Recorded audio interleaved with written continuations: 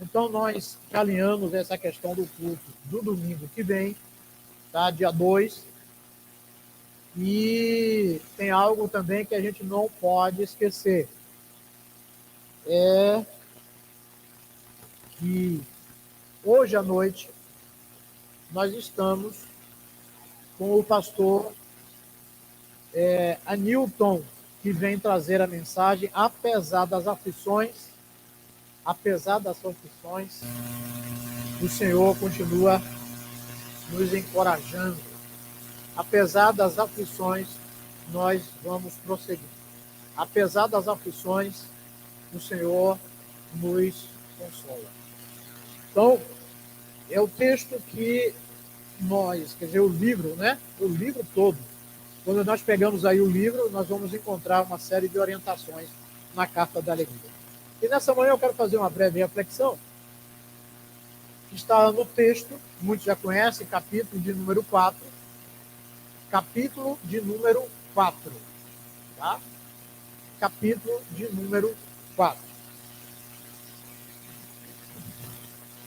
É interessante que a gente aprenda, né, a estar prosseguindo aí nessa leitura.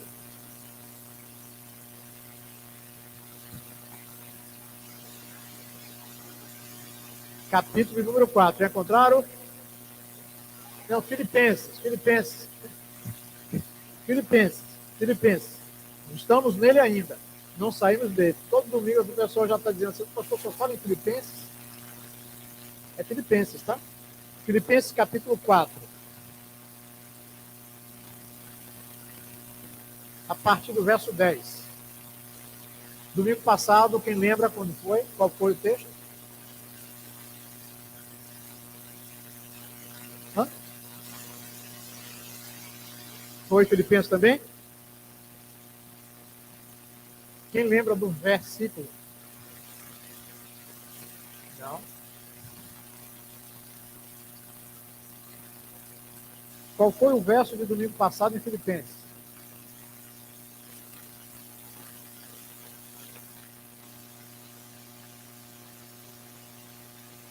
De 5 a 9? Peço também a ti. Né? Foi isso? Ah, pronto. Não estejais ansioso por coisa alguma. Antes, vossas petições sejam em tudo conhecidos diante de Deus pela oração e súplica e ação de graças. Tá bom? E aí o 8, né? O irmão falou, inclusive, ali, o 8 e o 9. Quanto aquilo que você, né, diz o seguinte, quanto mais, irmãos, eu não fui ainda para o texto que eu vou ler hoje, só estou lembrando aqui que eu perguntei e o pessoal não lembrou mais do texto. E a gente está construindo o raciocínio em cima de Filipenses.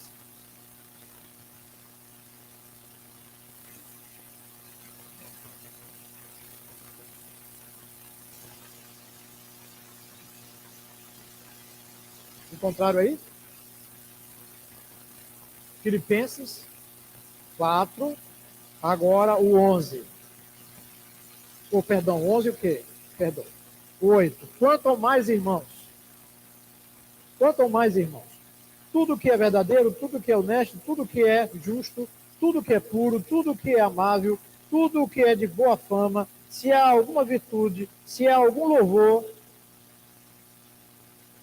nisso pensar. E eu me lembro de ter dito aqui, irmão, se tem alguma coisa boa que a gente está fazendo aqui domingo pela manhã, na Escola Bíblica Dominical, e pensar. Conseguiram resgatar aí no computador? Bem, hoje eu digo o seguinte, verso de número 10. Ora, muito me regozijei no Senhor, por finalmente reviver a vossa lembrança de mim, pois já vos tinhais lembrado, mas não tinhais tido oportunidade. Sei, mas estão acompanhando? Não digo isso por necessidade, porque eu já aprendi a contentar-me com o que tenho. Sei estar abatido, sei também ter abundância em toda maneira, em todas as coisas estou instruído, tanto a ter fartura como a ter fome, tanto a ter abundância como a padecer necessidade. E agora o 13.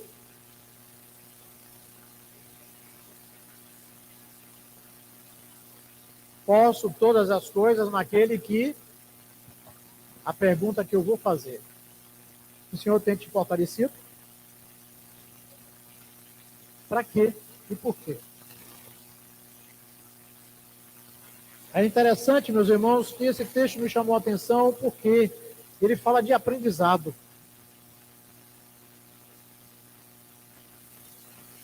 Esse texto me fala exatamente de aprendizado. Aprendemos aqui nesse texto a nos adaptar.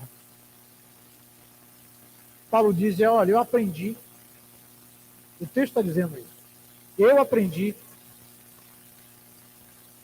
E eu aprendi de que forma? Eu aprendi de forma pacífica a viver com contentamento em qualquer situação. Não é passivo, mas com contentamento. Porque o Senhor suprirá as necessidades de cada um de vocês. É isso que Paulo disse no texto. Então, nessa caminhada, ele entende que, apesar das situações que ele estava vivendo, e que eu creio que cada um que vive a sua situação, da sua maneira, no seu tempo, o que Paulo está dizendo aqui, nada mais, nada menos, é como tem sido, meus irmãos, a tua vida como crente. Como é que tem sido a tua vida como crente? Porque o que Paulo está dizendo, eu estou calmo na adversidade e humilde na prosperidade. Eu estou fazendo aqui, uma modificação, uma interpretação. Quem está dizendo, olha, eu na adversidade eu estou calmo, mas quando eu estou na prosperidade, quando eu estou navegando em coisas boas e que está tudo bem, eu me humilho diante do Deus Altíssimo, porque Deus é aquele que me traz a prosperidade. É esse Deus que eu tenho aprendido. E por que Paulo está falando a respeito disso? Ele está falando porque ele aprendeu. Ele está dizendo porque a prosperidade costuma ensoberbecer a mente. Sabiam disso? Muitas vezes a gente está pedindo a Deus algo. E isso, o algo acontece. Né? E aí, quando a gente consegue, a mente da gente fica, não, agora eu vou fazer isso, fazer aquilo, e aí esquece de tudo, inclusive de Deus. Inclusive do Deus da providência. E quando chega a adversidade, costuma a deprimir a mente. Você já viu como é a adversidade? Se você não for forte, você vai andar deprimido. E hoje a palavra aí de ordem qual é? Qual é, minha irmã? Depressão. Não é isso? Depressão. É uma notícia atrás da outra. Depressão. É a doença do século. Eu estou deprimido. Eu estou deprimido. Eu estou deprimida. Eu estou deprimida. Não é assim?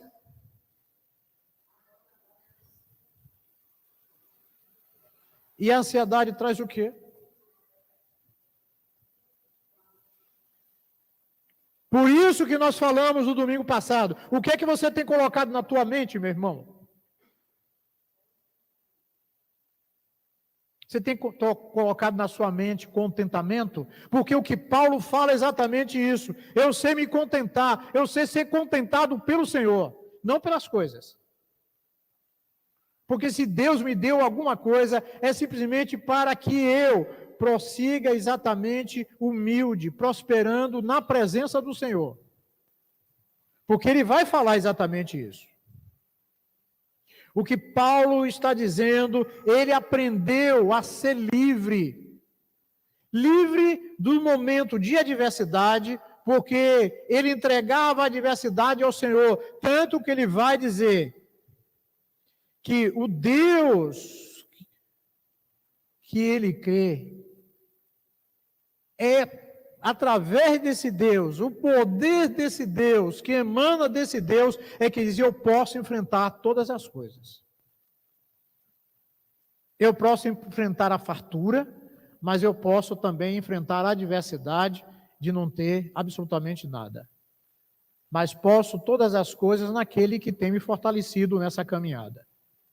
É isso que Paulo está dizendo, porque eu aprendi. Paulo aprende o segredo do contentamento. É o verso 13, que está sendo repetido sempre. E quinta-feira eu pedi, gente, vamos ler só esse texto aqui. Posso todas as coisas naquele que me fortalece. E Paulo me traz algumas considerações importantes.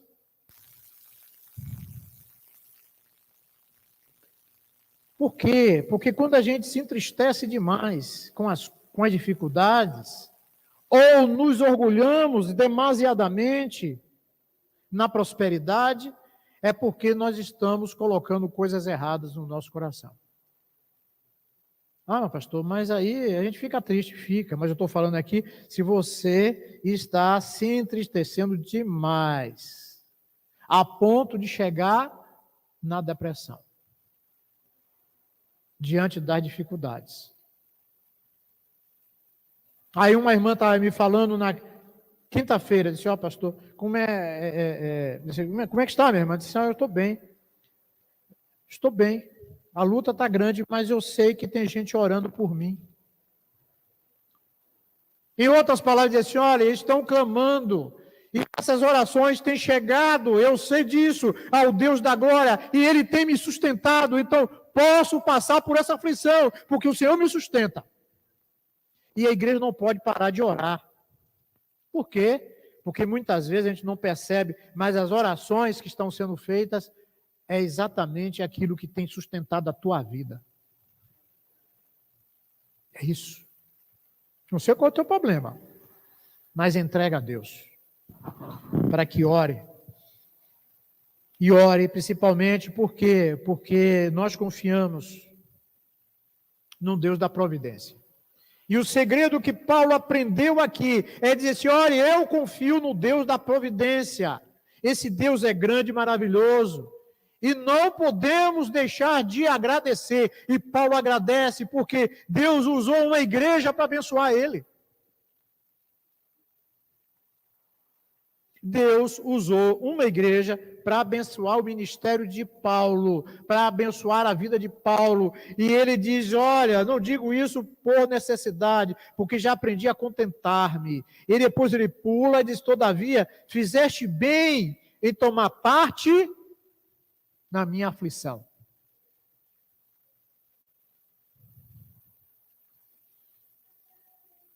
Fizeste bem em tomar parte, em estar suplicando a Deus pela minha aflição.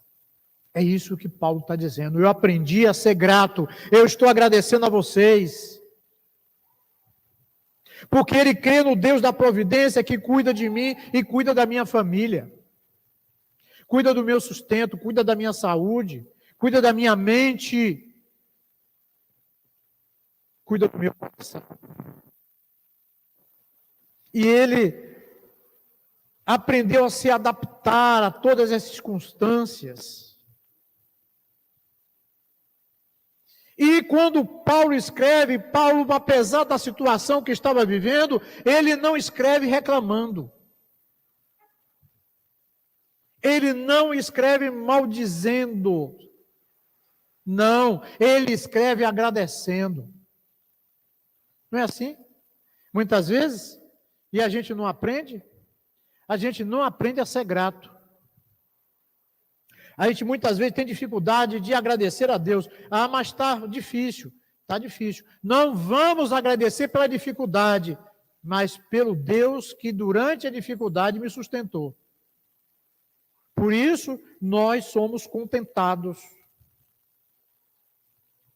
Por que nós somos contentados? Porque Ele pode fazer grandes coisas na nossa vida.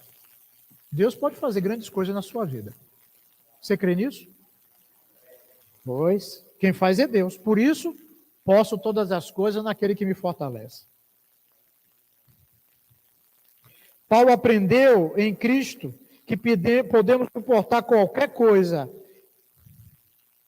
e não realizar também qualquer coisa. Por quê? Porque o temor do Deus nos ensina a caminhar acima de tudo na presença do Senhor em qualquer situação. Porque se eu possuo força hoje para enfrentar as dificuldades, é porque o Senhor está realizando uma obra em mim. Obra de contentamento, uma obra de fortalecimento. E vai continuar te fortalecendo, meu irmão. Vai continuar te fortalecendo, minha irmã. Você às vezes pode orar assim, até quando, Senhor? Assim Daniel fez. E Deus sustentou Daniel. Lá, inclusive, na cova dos leões, né? Amordaçou a boca do leão. Isso eu estou falando porque Paulo está simplesmente relacionando aquilo que ele aprendeu. Ele aprendeu como? Verso 19, o meu Deus, porém, segundo as suas riquezas, suprirá todas as vossas necessidades em glória por Cristo Jesus.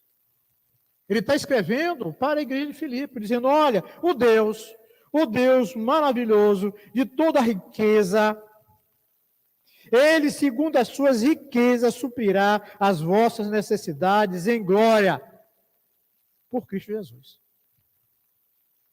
E aqui que é interessante, meus irmãos, que me traz. Deus promete suprir a necessidade daqueles que suprem a necessidade dos servos de Deus. Porque essa igreja estava recebendo essa carta, porque num determinado momento, a igreja se reuniu e foi em socorro para suprir a necessidade de Paulo. E Paulo escreve, e Deus, Ele está trazendo uma riqueza gloriosa. E essa riqueza aqui, meus irmãos, é a riqueza de Cristo Jesus. Paulo não está dizendo que Deus vai tirar um pouco do muito que tem. Ele não vai fazer isso. Como muitas vezes nós fazemos. Nós fazemos o quê? Nós tiramos do que sobra para dar para Deus. Mas o que ele está dizendo aqui, não. Tiramos daquilo que não vai fazer falta. Não é? Não é disso que nós fazemos? Não vai fazer falta, então. Mas o texto está dizendo, ele vai suprir conforme as suas riquezas. Aí a ideia aqui vem uma ideia de proporção. Ele não vai tirar um pouco do muito. Ele vai nos dar muito. Por quê? Se fosse a proporção, a gente estava meio lascado aí, né? Porque se for na proporção que você dá, quanto é que você ia receber? É uma pergunta lógica, é de proporção. Não, ele está dizendo, olha, o que vai fazer falta, tá? Para Deus o que é? Nada. Absolutamente nada. Porque Deus é criador e sustentador de todas as coisas. E ele traz exatamente o seguinte, é uma proporção. Que proporção? Deus tira sempre do muito. E nunca falta nada para Deus. Deus tem tirado do seu muito para cuidar de todos os seus filhos. E aí nós anunciamos o evangelho de que Jesus é o Filho de Deus, que veio para suprir as nossas necessidades.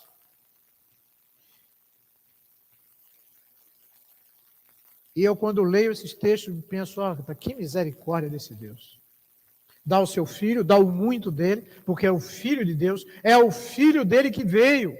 Não foi qualquer pessoa, é o Filho. E Deus é assim, Ele dá o muito. Não dá metade, não dá pouco, não dá, quem sabe, algo que pareça ser superior. Não. Ele dá o melhor. E Ele quer o melhor para você. Deus é assim. Mas aí vemos também que Paulo aprende que esta questão, no verso 20, ora, o nosso Deus e Pai, seja dada glória para todos sempre. Amém. Só existe um que pode receber a glória de tudo. É o Deus de paz.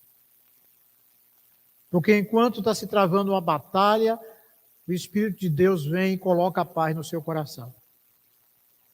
Quando você está tratando uma batalha, vem a palavra de Deus e diz a você, olha, confia em Deus e o demais Ele fará. Quando Paulo estava falando ali naquele momento, aquela igreja, com certeza ele estava dizendo, olha, eu passei fome. Mas eu também tive fartura. Mas uma coisa eu digo, meu coração esteve sempre em paz. Por quê? Porque o Senhor que me sustenta.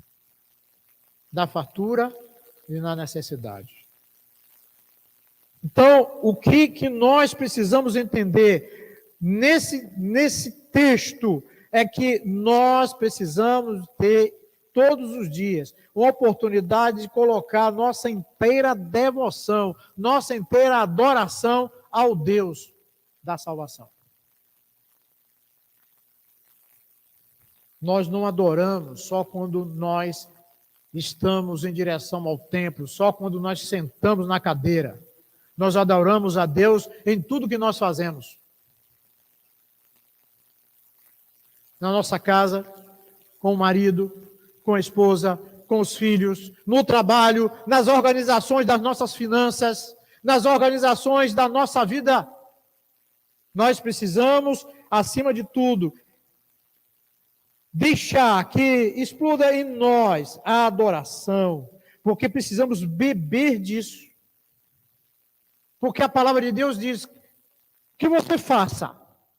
O que você faça, beba, coma, se divirta, dê risada, mas faça tudo isso para a glória de Deus. É isso que ele está dizendo.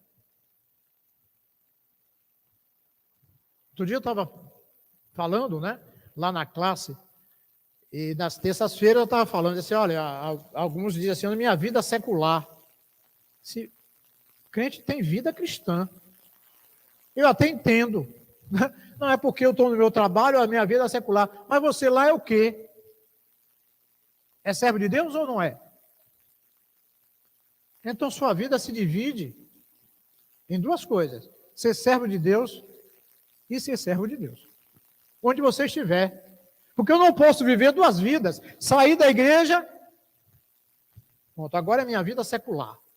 Na minha vida secular eu faço o que eu quero. Não é assim. O que Paulo está dizendo, seja tudo para a honra e glória do Senhor. Se eu estou trabalhando, se eu estou construindo alguma coisa, se eu estou edificando alguma coisa, se eu estou fazendo qualquer tipo de coisa, seja para a honra e glória do Senhor. E Paulo aprendeu isso e estava ensinando aos filipenses. E nós precisamos, como crentes, aprender que tudo deve ser dado glórias a Deus.